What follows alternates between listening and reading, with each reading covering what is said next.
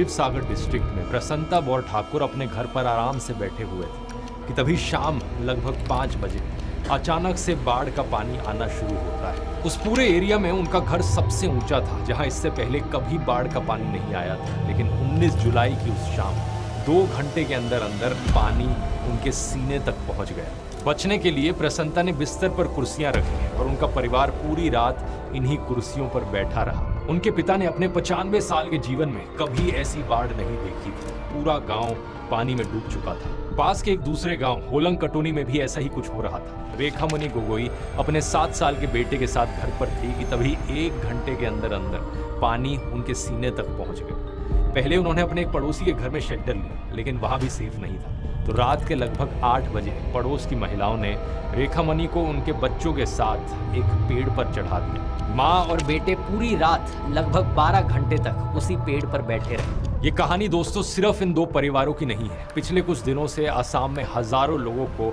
इसी तरह की सिचुएशंस फेस करनी पड़ रही है। न्यूज चैनलों में इसकी बहुत कम बात हो रही है, लेकिन असम इस वक्त पिछले 60 सालों में सबसे खराब बाढ़ का सामना कर रहा है।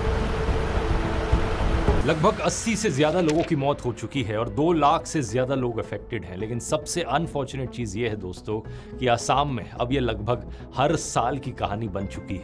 बाढ़ आती है, हजारों करोड़ का नुकसान होता है, लोग मरते हैं, सरकार बाढ़ से निपटने का वादा करती है।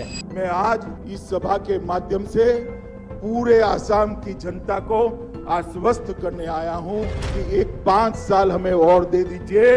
असम को बाढ़ मुक्त बनाने का काम भारतीय जनता पार्टी की सरकार। लेकिन बदलता कुछ नहीं।